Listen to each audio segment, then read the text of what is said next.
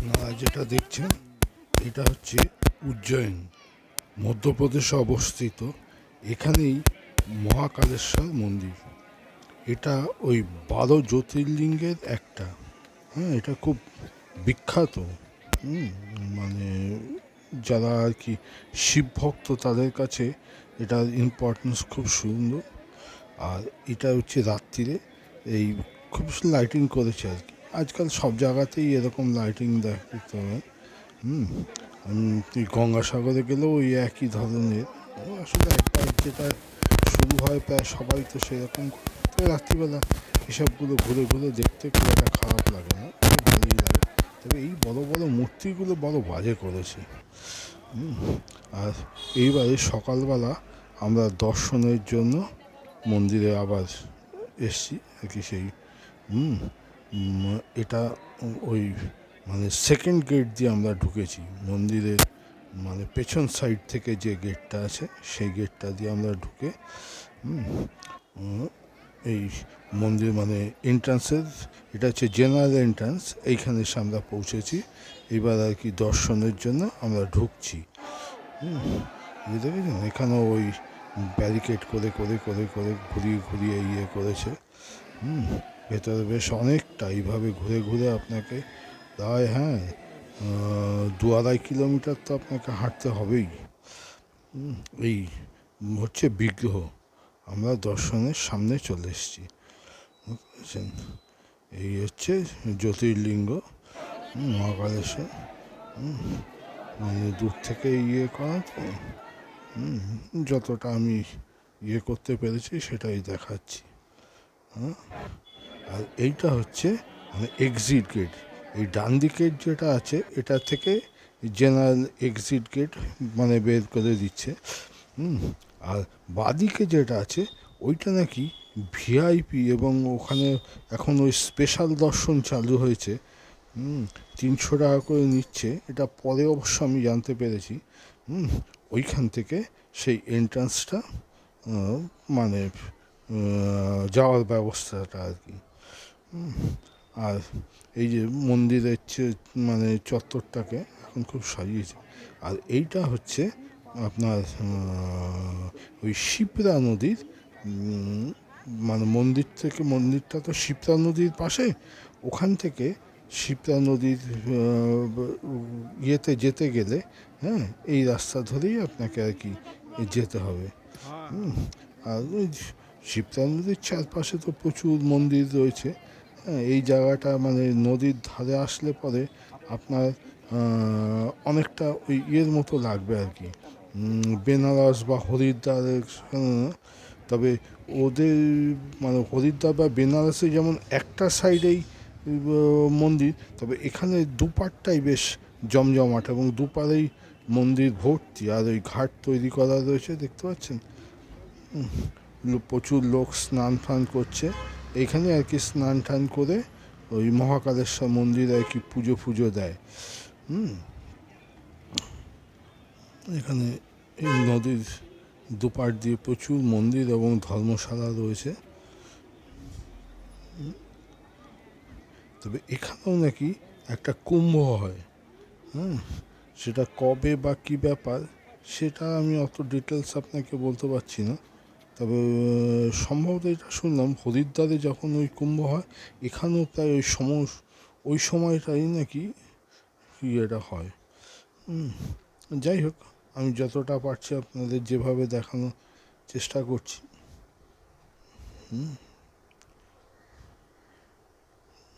তবে জলটা যে খুব পরিষ্কার পরিচ্ছন্ন তা না।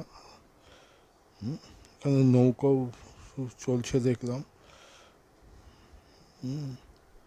এই জায়গাটা খানিকটা সেই জলটা স্ট্যাক করে আছে। আর এইটা হচ্ছে মাহেশ্বরী সন্দীপন আশ্রম। এই আশ্রমের ভেতরে অনেকগুলো মন্দির আছে। এই এইটার মধ্যে একটা শিব মন্দির আছে দেখলাম, এই যে শিবের বিগ্রহ রয়েছে। এর পাশে একটা সেই অডিটোরিয়ামের মতো রয়েছে, ওইখানে ওই মন্দিরটা তো এই বিগ্রহ রয়েছে। আর পাশে এই ওখানে একটা ওখানেও একটা মূর্তি রয়েছে ওটা, আর পেছনটা বড় একটা ওই পুকুর বাঁধিয়ে ফাদিয়ে বেশ সুন্দর ইয়ে করেছে। চারপাশে ঘুরে ঘুরে ওই রামায়ণের ইয়েই ব্যাখ্যা করা আছে। সেটা দেখে নিতে পারেন। আর এই বিগ্রহটা কখনো জানি না, এটা ওই মন্দিরের ভেতরে আছে। আর এইটা হচ্ছে মঙ্গলনাথ মন্দির। তবে এখানে বোধহয় একটা জিনিস আমি দেখলাম, এখানে বোধহয় শ্রাদ্ধ বা কিছু ওই দোষ খলন ঠলন এই ধরনের অনেক যজ্ঞ ঠজ্ঞ হচ্ছে দেখলাম। তবে এই পুরনো মন্দিরটা হচ্ছে ওই যে অরিজিনাল পুরনো মন্দিরটা, এখন ওই মন্দিরের চারপাশ থেকে পিলার তুলে মানে নতুন একটা স্ট্রাকচার তৈরি করছে।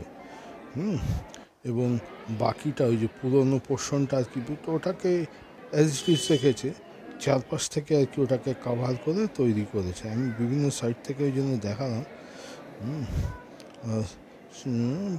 মার্বেল ফার্বেল দিয়ে এখন মানে নতুন একেবারে খুব চকচকে ইয়ে তৈরি করছে। যেটা পিতলের বোধহয় ষাঁড় বা কিছু ওই ধরনের রয়েছে। এখানেও একটা বিগ্রহ আছে, মানে ওই লিঙ্গ আর কি। সবাই জল ঢালছে এখানেও। ওই দেখলাম অনেকে ওই যারা পুজোর ডালা ফালা নিয়ে আমরা দর্শন করেছি, তারা বসে আছে। তাদের কি ওই স্পেশাল দর্শন বা ওই সাইডের গেট ফেট দিয়ে ঢোকানোর কিছু একটা ব্যবস্থা আছে। যাই হোক, এই তো আজকাল ভারতবর্ষে। আর এই যে বললাম না, এইখানে শ্রাদ্ধ বা ওই ধরনের যজ্ঞ ঠজ্ঞ মানে কিছু ইয়ে হচ্ছে, এটা হচ্ছে নিচের ফ্লোরে। আর এইটা হচ্ছে কুণ্ডেশ্বর মহাদেব। এটাও ওই শিপ্রা কোনো শাখা নদী কিনা জানি না, তবে না ওইটাই শিপ্রা নদী বাঁক নিয়ে এসছে। ওই নদীর পাড়েই এই মন্দিরটা। তো মন্দিরটা বেশ পুরনো, মানে পিলারগুলো দেখে যেটা মনে হলো। এবং মানে ওই ধরনেরই আর কি স্ট্রাকচারটা। তবে সেরকম ভিড় নেই, অনেকে পুজো টুজো দিচ্ছে। ওই যে চার পাঁচটা বিগ্রহ পরপর সাজানো রয়েছে, সবাই ইয়ে করছে। আর এই মন্দিরের পাশে একটা ঘাট রয়েছে, এটাকে ওরা কি রামঘাট না কি বলছে। আর এই যে এটা তো অষ্টপ্রদীপ, এখানে তো রাত্রিবেলায় আরতির সময় এখানে সমস্ত ইয়েগুলো যায়। আর এইটা হচ্ছে কাল ভৈরবীর। এই মন্দিরটা মানে খুব পপুলার, মানে ওই ইয়ের মতন। তবে এই মন্দিরের বিশেষত্ব হচ্ছে এইখানে ওই মদ দিয়ে এই মূর্তির মানে কি পুজো দেওয়া হয়। এবং সবচেয়ে আশ্চর্য বিষয়, এখানে আমি আগেও গিয়েছিলাম, যে ওই মুখের মধ্যে ঢেলে দিলে সেটা চলে যাচ্ছে, কোথায় যাচ্ছে কিভাবে যাচ্ছে এরা নাকি কেউ তার হদিশ করতে পারে না। যাই হোক, এটাও প্রচণ্ড ভিড়। মহাকালেশ্বরের পরে এইটা এই যে দেখছেন মুখের মধ্যে বিগ্রহের মুখে ঢেলে দিচ্ছে। এটাই নাকি এখানকার পুজো, এটাই বৈশিষ্ট্য। আর এটা হচ্ছে গোতকালী মাতা মন্দির।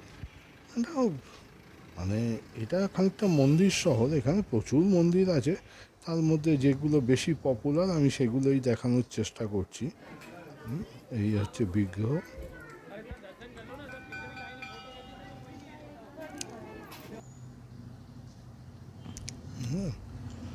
আমি বিগ্রহটা দেখানোর চেষ্টা করলাম, এটা আমি এখানেই শেষ করলাম।